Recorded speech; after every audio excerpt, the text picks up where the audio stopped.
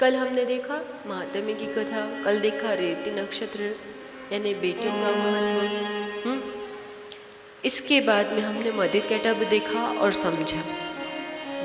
मिले कि नहीं मिले मधुकैटभ आसपास में कहीं? मिले? कल आपको होमवर्क दिया था, किया किसी ने? सोचा? सोचना।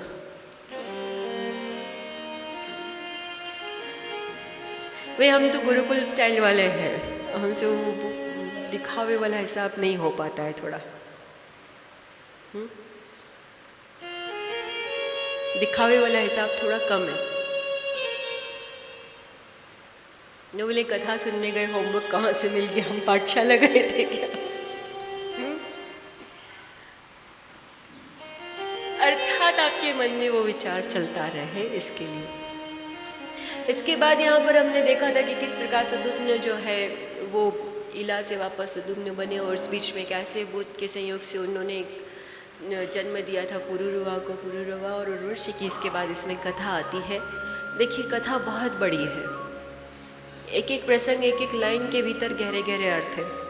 तो पूरी कथा को, एक एक प्रसंग को तो लेना मुश्किल है। हम कुछ का स्मरण करेंगे, कुछ का ध्यान करेंगे, कुछ को पूरी तरह से समझेंगे और कुछ को प्रणाम करते हुए, परिक्रमा करते हुए हम अपनी कथा को आगे चलाएंगे। क्योंकि हरि अनंत, हरि कथा अनंता, और हरि तो निकले ही भगवती के भीतर से। भगवती के भीतर से सारी सृष्टि निकली है। हरि की कथा अनंत है तो भगवती की तो बहुत ही अनंत हो गई। तो यहाँ पुरुरवा और उर्वशी की कथा आती है। इसके बाद पराशर ऋषि की कथा आती है। एक बार एक निमिष के पास जाकर वे बोलते हैं कि मुझे नदी के उस पार जाना है, और वे उस समय भोजन कर रहे होते हैं। तो कहते हैं कि अपनी बेटी को कहते हैं कि बेटी आप ले जाओ। और वो जो उर्वशी की कथा है उसी में से इस बेटी की उत्पत्ति होती है, जो कि मछली के भीतर से निकलती है, इसलिए उसका नाम है मत्स्यगंधा। इसमें बहुत गहरा प्रसंग है। हम इस प्रसंग को विशेष रूप से स्पर्श नहीं करना चाह रहे हैं, क्योंकि हर व्यक्ति उसको समझने के लिए तैयार नहीं है। क्लास 1 का बच्चा क्लास 1 की ही पढ़ाई समझ सकता है, PhD की नहीं। इसलिए हम इसको थोड़ा सा प्रणाम करते हुए आगे चलेंगे कि क्यों ऋषि ने इस तरीके से किया। लेकिन इतना है कि कभी कभी जग के कल्याण के लिए कोई कुछ कहे तो उसे मान लेना चाहिए। उसका सार ये है। मत्स्यगंधा जो है वो कहती है कि इस प्रकार से यदि इस स्थिति में, कुमारी स्थिति में यदि शिशु को जन्म दे दिया तो क्या होगा? तो बोले कि कुछ नहीं होगा, आपका सतीत्व ऐसा ही रहेगा। क्योंकि उस समय भाविक सृष्टि होती थी। शिव और शक्ति ने भी जिस सृष्टि को उत्पन्न किया था वो भाव से होती थी। मैथुनी सृष्टि बाद में आई। इसके लिए वो भाव से उत्पन्न हुए, श्रद्धा से उत्पन्न हुए, और उसके बाद में वो उत्पन्न होते से ही बड़े हो गए और बड़े होकर तुरंत तप को जाने लगे। तो बच्चा बच्चा होता है, चाहे वो भाव से उत्पन्न हुआ हो, यानी आप मन से किसी को कह दें, या असल में आपकी संतान हो, जिसको आप 9 महीने कोख में रख के जन्म देते हैं। बच्चा तो बच्चा होगा, उसके प्रति माँ के मन में ममता आ ही जाती है। तो इस वजह से जैसे ही वो उत्पन्न हुए तो जो थी मत्स्यगंधा, उनको ये लगा कि अरे मेरा पुत्र है, मेरा पुत्र जंगल में कैसे जा रहा है? क्योंकि वे तप से उत्पन्न हुए थे, तो उत्पन्न होते से ही वे बड़े हो गए, और बड़े होकर वो तप को जाने लगे तुरंत।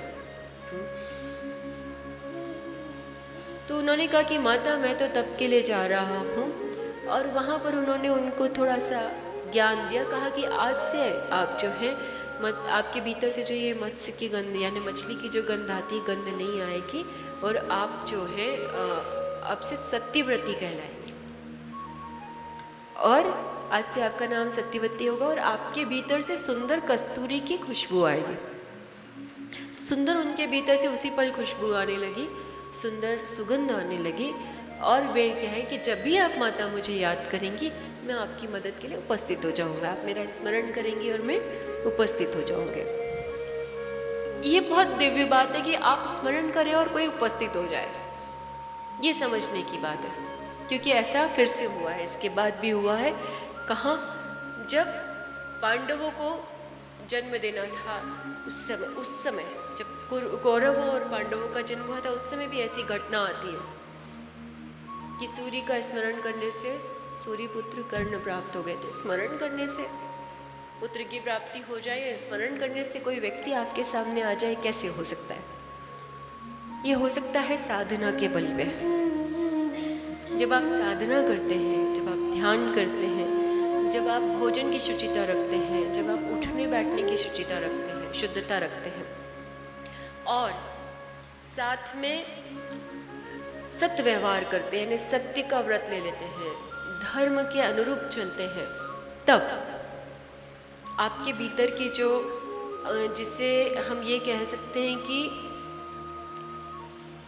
एक तो हमारे भीतर में चक्र है, जो चक्र आप सब समझते होंगे कि 7 चक्र है, सबको पता भी होगा, लेकिन 7 चक्रों के अलावा भी और सूक्ष्म चक्र हैं, वो जागृत होने लगते हैं, और वो जागृत होने के बाद ही असल में दिव्य शक्तियाँ मिलती हैं। जैसे आप सबको पता होगा, हम सबका तीसरा नेत्र होता है, ठीक है?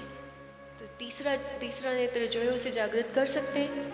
जो चीज़ें हवा में है, जो सबको नहीं दिखती, वो देखी जा सकती हैं। इस वक्त यहाँ पर जैसे आप लोग सशरीर बैठे हैं, यहाँ पर अदृश्य रूप में भी कुछ शक्तियाँ हैं, लेकिन जिसका नेत्र खुला होगा उसको वो दिख जाएंगी, सबको नहीं दिखेंगी। तो वो जो शक्तियाँ हैं वो कोई भी देख सकता है, पर उसके लिए आपको थोड़ी सी साधना करनी पड़ती है, मेहनत करनी पड़ती है। उसके लिए आपको आपके भोजन का ध्यान रखना पड़ता है, स्पर्श और स्पर्श का ध्यान रखना पड़ता है, हर प्रकार से शुचिता का ध्यान रखना पड़ता है, और सबसे ज़्यादा आपके मन में आने वाले विचारों का ध्यान रखना पड़ता है। ये सब तो बाहरी चीज़ें हैं, आप कर लेंगे। पवित्र स्थान पे बैठ गए, 4 बार आपने स्नान कर लिया, भगवान की पूजा कर ली, शुद्ध भोजन बना लिया, शुद्ध भोजन पा लिया, भगवान को भोग लगा के प्रसाद पा लिया, ये सब तो सब कर सकते हैं। लेकिन यहाँ असली कसौटी होती है जब आपके मन के विचार जो है वो स्थिर हो जाए, आप एक चित्त हो जाओ। और वो तभी हो सकता है जब आप बाहरी आवरण को अपनाएं, फिर वो भीतर में और ज़्यादा बढ़ता जाता है। एक पल ऐसा आ जाता है कि जब आप उस ध्यान में इतने मग्न हो जाते हैं कि आपको इस दुनिया का ख्याल नहीं रहेगा, उस दुनिया का ख्याल नहीं रहेगा, लेकिन फिर जब वापस आप आते हैं तो उसके बाद आपके पास वो पावर होती है। जैसे हम सो जाते हैं तो नींद में हमें बाकी दुनिया का कुछ विचार नहीं होता कि क्या हो रहा है, जैसे ही जागते हैं तो तुरंत पता चल जाता है कि क्या क्या हो रहा है। ठीक उसी प्रकार जैसे ये शक्तियाँ जाग जाती हैं तो हमें सब दिखने लगता है जो वैसे नहीं दिख रहा होता है। तो एक तरह से तो सब काफ़ी आधे से ज़्यादा, बल्कि कह सकते हैं कि 90 से भी ज़्यादा % लोग निंद्रा में होते हैं। उनको सिर्फ इस चीज़ की चिंता होती है कि घर गृहस्थी व्यापार कोई क्या बोलेगा, इन सब बातों की। लेकिन जो इसके आगे बढ़ गया वो यहाँ तक पहुँच सकता है, और यह है साधना का पथ, साधना के सोपान। इसकी क्रम बहुत अलग अलग है। आने वाले दिनों में आपको इसके विधिवत क्रम भी शायद पता चल जाएंगे।